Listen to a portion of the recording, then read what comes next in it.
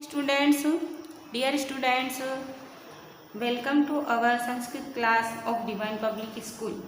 छात्रों, आज हम हमारी संस्कृत पुस्तक स्पंदना का चैप्टर नंबर 3 स्वराष्ट्र गौरवम पढ़ने जा रहे हैं। तो जैसा कि इस नाम से ही स्पष्ट हो रहा है कि अपने राष्ट्र का गौरव, और हमें अपने राष्ट्र का गौरव किस प्रकार बढ़ाना चाहिए तो हम अपने श्लोक के माध्यम से जानेंगे। तो चलिए हम शुरू करते हैं हमारा श्लोक नंबर 1। तो उत्तरम यत् समुद्रस्य हिमाद्रश्चैव दक्षिणम वर्षम तद भारतम नाम भारती यत्र संततिः। कि प्रस्तुत श्लोक हमारी संस्कृत पाठ्य पुस्तक स्पंदना की तृतीय पाठ स्वराष्ट्र गौरवम से लिया गया है तथा इसमें हमारे राष्ट्र की विशेषता बताई गई है। और राष्ट्र की विशेषता बताते हुए कवि कह रहा है कि यत् समुद्रस्य, यानी जो समुद्र के उत्तर में, कि जो समुद्र के उत्तर में, और हिमाद्रश्च दक्षिणम, और जो हिमालय के दक्षिण में है, और यहाँ का है कि यत् भारतीय यत्र संततिः, और जहाँ भारतीय संतानें रहती हैं, वर्ष तद भारतम नाम, उसी भारत का नाम भारतवर्ष है। कि जो समुद्र के उत्तर में और हिमालय के दक्षिण में है, और जहाँ भारतीय संतानें रहती हैं उसका नाम ही भारतवर्ष है।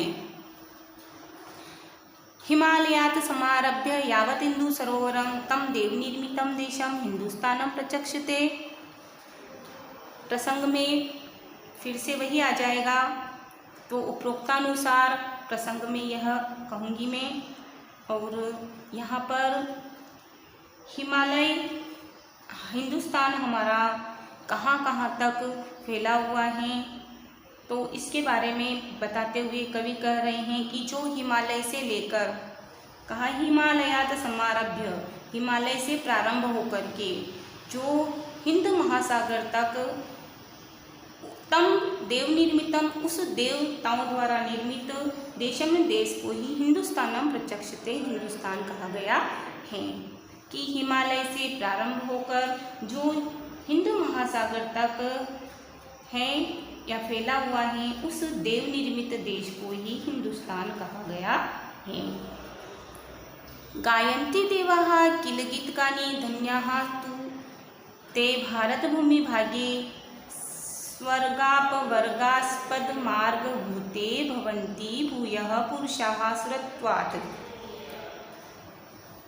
फिर कवि अपने राष्ट्र की प्रशंसा करते हुए कह रहे हैं कि गायन्ति देवाः किल गीतकानि, किल यानी होता है वास्तव में, कि वास्तव में देवता गीतों में गाते हैं कि धन्याः तु, धन्यास्तु लिखा हुआ है, धन्याः प्लस तु, कि धन्य तो, तेन वे, कि धन्य तो वे भारत भूमि भाग्य, अर्थात भारत भूमि के भाग पर रहने वाले लोग या भारत भूमि पर रहने वाले लोग, कि धन्य तो वे भारत के भूमि पर रहने वाले लोग हैं जो स्वर्गापवर्गास मार्ग भूते का अर्थ होता है स्वर्ग और मोक्ष के मार्ग स्वरूप, है ना।